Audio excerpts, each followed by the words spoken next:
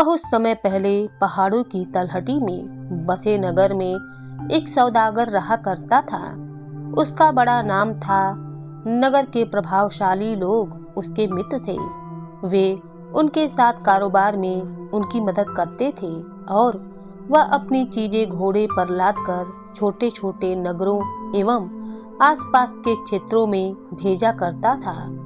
उसकी पत्नी बहुत भली स्त्री थी।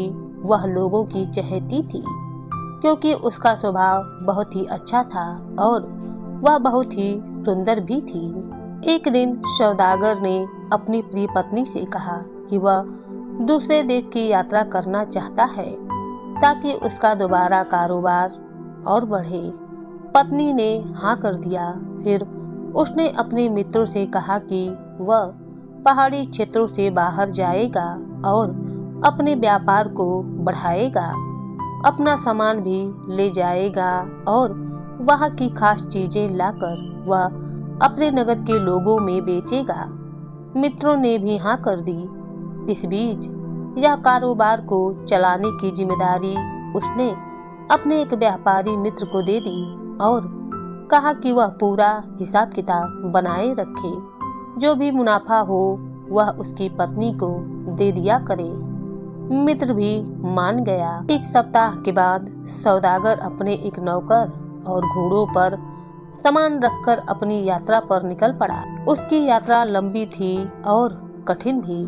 खैर, नदी नालों और दुर्गम रास्तों को पार करता हुआ वह प्रवरसेन के क्षेत्र में पहुंच गया, जिसका राज्य नर्मदा तक फैला हुआ था। वहां व्यापार की असीम संभावनाएं थीं। वह वहां रुका और अपने परिश्रम तथा योग्यता से क्रय विक्रय के काम में व्यस्त होकर नाम कमाने लगा। कुछ ही समय में उसने बहुत सारा धन भी कमा लिया।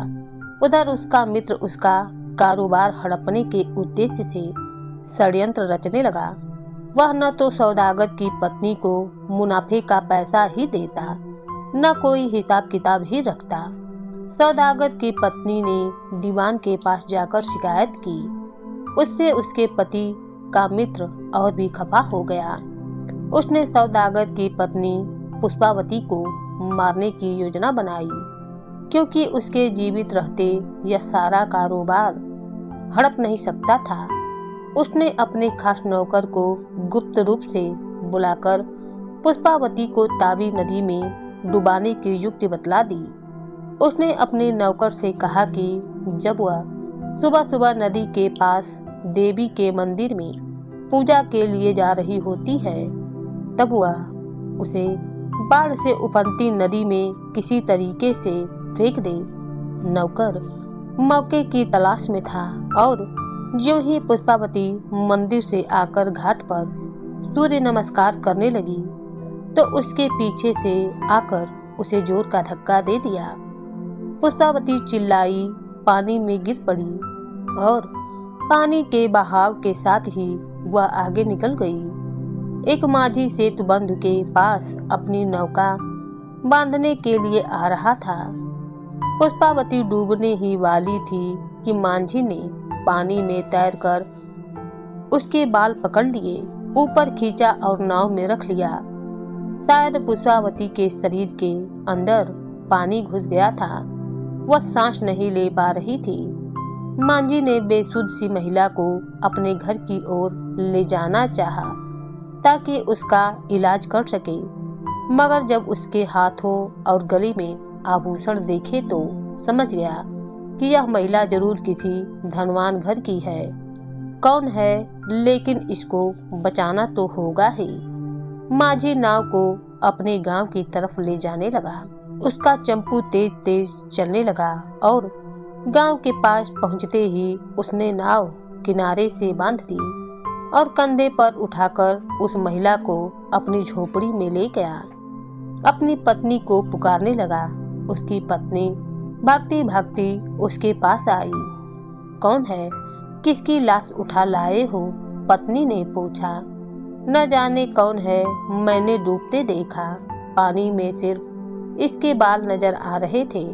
मुश्किल से नाव में खींच पाया हूँ। इसका मतलब इसके फेफड़े में पानी भर गया है, बचेगी नहीं। शायद सांस अभी रुकी नहीं है। दोनों ने मिलकर उसकी गर्दन टेढ़ी करके पानी निकालने की कोशिश की। माझी की पत्नी महिला के मुंह में सांस देने लगी। पुष्पावती पुनर्जीवित सी होने लगी। दोनों ने उठकर उसे बिस्तर पर लिटाया और उसके शरीर को गर्म रखने की कोशिश की। माझी की बस्ती में सब जान गए कि एक डूबती महिला को माझी ने बचाया है। कुछ दिनों में पुष्पावती स्वस्थ हो गई। उसने माझी और माझी की पत्नी को बताया कि वह कौन है और उसके पति का मित्र कैसे कैसे षड्यंत्र रचने लगा था। इस पर माझी की पत्नी पुष्पावती से बोली कि आपके पति के लौटने तक आपको यहीं रुकना चाहिए। नगर में जाना सुरक्षित नहीं है। इसलिए पुष्पावती उनके साथ ही रहने लगी। वह उनका धन्यवाद देती थकती नहीं थी। वह उनके कामों में हाथ बटाने लगी। कभी चप्पू ठीक करती, कभी खाना बनाने में सहायता करती और कभी गेहूं पीसने चक्की पर लेकर बैठ जाती। एक दिन वह झोपड़ी के बाहर चटाई पर बैठकर एक कपड़ा बिछाकर गेहूं पीस रही थी कि वहां से गांव का सरदार घोड़े पर आ रहा था। उसने जब पुष्पावती का सुंदर रूप देखा तो घोड़े से उतर गया और उसके समीप आया और पूछा, तुम यहाँ की तो लगती नहीं हो। हाँ, मैं कहीं दूसरी जगह से आई हूँ। तुमने माझी से ब्याह किया है क्या? नहीं, तो तुम सरदार की रानी बनोगी। उसने उसका हाथ पकड़ लिया और घोड़े पर बिठाने लगा। पुष्पावती चिल्लाई। अंदर से माझी की पत्नी बाहर निकल आई। वह सरदार के पास आई और कहा, सरदार, इसे छोड़ दीजिए, यह एक भली औरत है, तभी तो ले जा रहा हूँ। यह कहकर सरदार ने घोड़ा भगाया और कुछ ही देर में ओझल हो गया। सरदार का घर छोटी पहाड़ी पर ही था। उसने पुष्पावती को आंगन में बनी एक कोठरी में बंद कर दिया और बाहर से साकल चढ़ा दी। कल ही तुम्हारे साथ ब्याह करूंगा और फिर अपनी रानी बना के रखूंगा। यह कहकर वह बड़े मकान में घुस गया। कोठरी के भीतर पुष्पावती रोती सिसकती रही, मगर उसकी सहायता को कौन आ सकता था। संध्या के समय सरदार एवं सेविका मोटे अनाज की खिचड़ी लेकर उपस्थित हुई। पुष्पावती ने सोचा यही मौका है यहाँ से निकलने का। उसने सेविका से कहा, बहन, प्यास बहुत लगी है, थोड़ा पानी लाकर दे दो। नौकरानी पानी लेने दूसरी तरफ गई तो पुष्पावती ने मौका देखकर चुपचाप बिना कोई आहट किए निकलने का रास्ता ढूंढा। वह आंगन से बाहर आई और पेड़ों के पीछे छिपकर पहाड़ी से उतरने लगी। उसका दिल धड़क रहा था कि सरदार ढूंढता हुआ बाहर न आ जाए और उसे दोबारा न पकड़ ले। उधर प्रवरसेन की नगरी में सौदागर अपनी पत्नी पुष्पावती के लिए आभूषण खरीद रहा था और अपनी आखिरी पोटली खोलकर उसे बेचने के लिए वहां के एक व्यापारी के साथ चुकौती कर रहा था। पूरी रात मंदिर में बिताने के बाद पुष्पावती देर तक पहाड़ियों में चलती रही, न ठोर न ठिकाना। तभी उसे कुछ आवाज सुनाई दी। देखा तो दूर से कुछ घोड़े पहाड़ी रास्ते पर चले आ रहे थे। हाँफती हुई पुष्पावती रुक गई। घोड़े पर सामान लदा हुआ था। घोड़े को हाँकता हुआ एक व्यक्ति आ रहा था। जब उसने पुष्पावती को देखा तो वह रुक गया। कहाँ जाना है? उसने पूछा। इस जंगल से बाहर कहीं भी ले चलो, किसी गांव या बस्ती में, पुष्पावती ने कहा। मुझे यह सामान लेकर तो उद्धौर नगर जाना है, वहां तक पहुंचते पहुंचते शाम हो जाएगी। कोई बात नहीं, क्या तुम मुझ पर विश्वास कर सकोगी? क्यों नहीं, तुम अच्छे आदमी लगते हो। तुम भी भली औरत लग रही हो, मगर दुखियारी सी हो। हाँ, आओ बैठो इस घोड़े पर, इसकी पीठ पर सामान कम है। ठीक है भाई, तो बहन मुझे अपनी व्यथा कथा सुनाओगी? हो सकता है मैं कुछ मदद कर सकूंगा। क्यों नहीं? पुष्पावती घोड़े पर और वह व्यक्ति घोड़े की लगाम पकड़कर पैदल उस रास्ते पर ध्यान से चले जा रहे थे और उस स्त्री की व्यथा कथा सुन रहा था। श्रमिक घुड़सवार ने घोड़े रोके और एक छायादार वृक्ष के नीचे बैठकर बाजरे की रोटियां पुष्पावती को दे दी। बहन, इसमें बस ये रोटियां ही हैं, मैं यही खाता हूँ, तुम भी भूखी होगी, खा लो। भूखी पुष्पावती को वे सूखी रोटियां किसी दावत से कम न लगी। उन सूखी रोटियों में स्वाद था और ताकत भी। रोटी खाकर पुष्पावती तृप्त सी हो गई और संतुष्ट भी। बहन, मैं तो उद्धव नगर पहुंचकर सामान उतारकर घोड़ों को घुड़शाला में रखूंगा, फिर घोड़े वाले के लिए बने बिवर में सो जाऊंगा। बाकी घुड़सवार भी वहीं आकर सो जाते हैं, फिर अगले दिन अपने अपने घरों को चले जाते हैं। उस विश्राम गृह के सिवा वहाँ कोई धर्मशाला नहीं है। हाँ, वहाँ एक मठ है जहाँ साधु तथा सन्यासी रहते हैं, तो तुम मुझे वहीं पर छोड़ देना। यह कहकर वह घोड़े की तरफ आई और दोनों ने आगे की यात्रा प्रारंभ की। प्रवरसेन के क्षेत्र से निकलने की तैयारी में जुटा सौदागर बहुत ही उत्सुक था कि उसे अब वापस घर जाना है और अपनी पत्नी से मिलना है। उसने सोने की मुहरें एक थैली में रखी, रेशम और पाट के कीमती वस्त्र अलग से रख लिए तथा वहां के व्यापारी को धन्यवाद देता हुआ अगले दिन सुबह सुबह अपने देश को लौटने की तैयारी करने लगा। मठाधीश ने एक सन्यासी से कहा कि वह पुष्पावती को सभी नियम बता दे और अपने सदन में ले जाए। इधर जब वह व्यापारी पुष्पावती को मंदिर में छोड़ा तो मठाधीश ने एक सन्यासिनी से कहा कि वह पुष्पावती को सभी नियम बताए और अपने सदन में ले जाए, जहां और भी सन्यासी रहती हैं। पुष्पावती सन्यासिनी के साथ साथ मठ के साथ बने मकान में आ गई। उसे वहां सभी स्त्रियां दीपक की रोशनी में कोई धार्मिक गण पढ़ती हुई नजर आईं। सन्यासिनी ने पुष्पावती को वस्त्र दिए और एक विशाल कक्ष में रहने की जगह दे दी। उधर प्रवेशसेन की नगरी से निकला हुआ सौदागर जब 500 कोस की यात्रा के बाद अपने घर पहुंचा तो वहां उसने नए लोगों को देखा। न उसकी पत्नी थी, न उसका कोई नौकर था। उसका सारा कारोबार और उसका घर उसके मित्र ने हड़प लिया था। सौदागर को अपनी पत्नी पुष्पावती की चिंता सताने लगी। वह कहाँ और कैसे होगी, यह कौन बताएगा। उसने कुछ सोने की मोहरों से एक नया घर खरीदा। जिस नौकर को अपने साथ ले गया था उसे घर में रख लिया और जो कीमती चीजें अपने साथ लाया था उसे संभाल के अपने घर में रख लिया। फिर पुष्पावती को ढूंढना शुरू किया।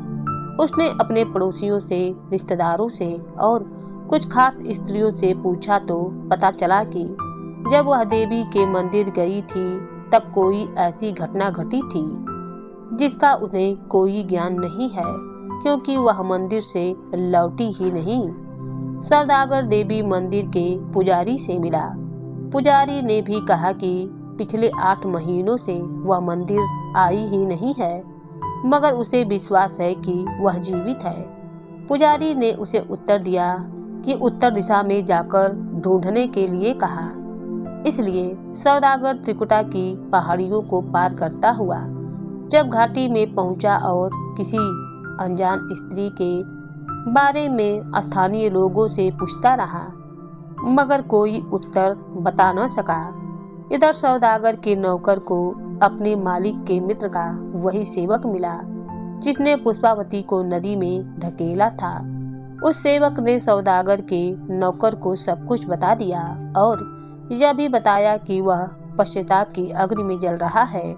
उसे ग्लानि और पछतावा हो रहा है क्योंकि उसने एक निर्दोष स्त्री को बिना कारण ही अपने लालची मालिक के कहने पर नदी में डुबो दिया।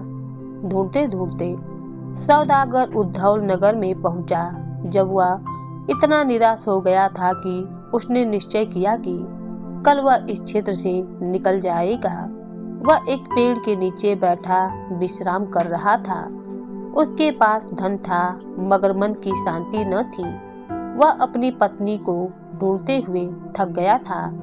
उसकी पत्नी वहीं से दूसरे लिबाजों में गुजर रही थी। भिक्षा का पात्र सामने किया।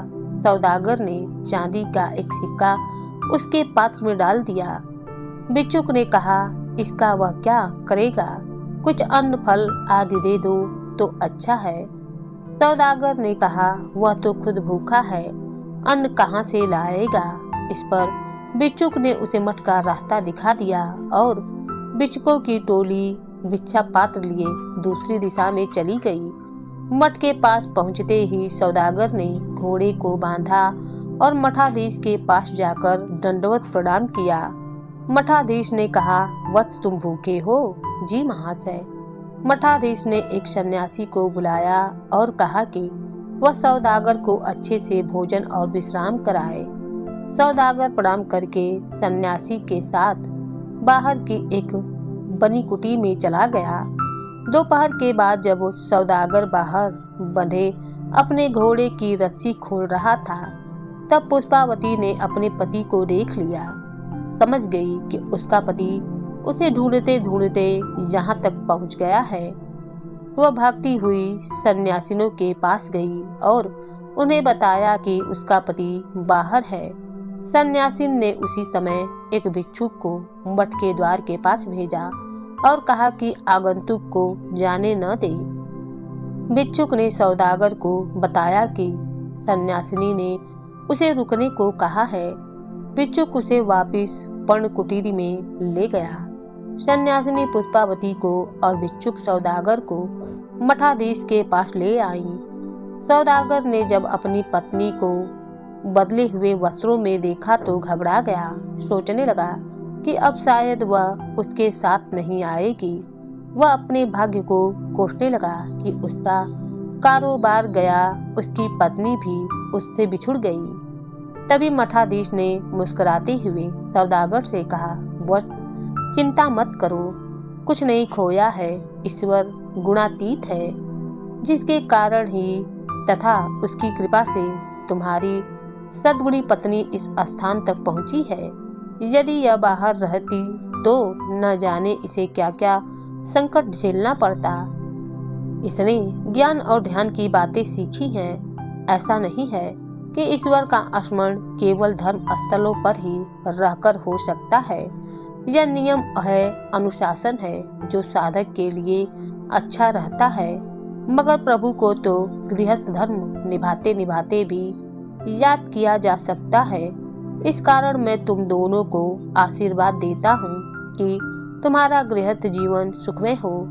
मठाधीश का आशीर्वाद पाकर वे दोनों वहां से निकल आए। घर पहुंचते ही जब सौदागर के नौकर ने अपने मालकिन को देखा तो उसे यकीन ही नहीं हुआ। उसने उसको सेवक से मिलने की बात बता दी। सेवक को पकड़ा गया और कोतवाल के पास ले जाया गया। उसने कोतवाल को सब कुछ साफ साफ बता दिया। सौदागर के मित्र को भी कोतवाल ने पकड़कर फिर दोनों को राजा के पास प्रस्तुत किया। राजा ने दोनों को मृत्युदंड की सजा सुनाई। सौदागर को उसका पुराना घर और उसका कारोबार लौटाया गया। पुष्पावती अपने पति के साथ वापिस अपने पुश्तैनी घर में लौट आई। नौकर और रिश्तेदारों ने उसका स्वागत किया। सौदागर ने घर में प्रवेश करने से पहले 7 घोड़े पर अनाज, दालें इत्यादि लदवाकर अपने चहेते नौकर को इस सामान के साथ उद्धव नगर के मठ में भेजा और कहा कि उन भिक्षुकों को ढूंढ लेना जिसने भिक्षा मांगी थी। उससे कहना कि तब मेरे पास अन्न था ही नहीं तो मैं भिक्षा पात्र में क्या डालता। नौकर ने अपने मालिक के आदेश का पालन करते हुए उद्धव नगर की ओर प्रस्थान किया। उसके बाद पुष्पावती अपने पति के साथ अपने घर में सुखी जीवन बिताने लगी और वे हंसते खेलते अपना जीवन धर्मशीलता के साथ व्यतीत करते रहे। कभी कभी उधौल नगर जाते और पुण्य पुरुष का आशीर्वाद प्राप्त करते। अब उनका चहेता नौकर भी अपनी पत्नी के साथ उनके ही समृद्ध परिवार में रहने लगा था। इस प्रकार स्नेह और नैतिकता का आचरण निभाते हुए वे तब तक जीवित रहे जब तक उनके पोते पोतियों के विवाह नहीं हो गए।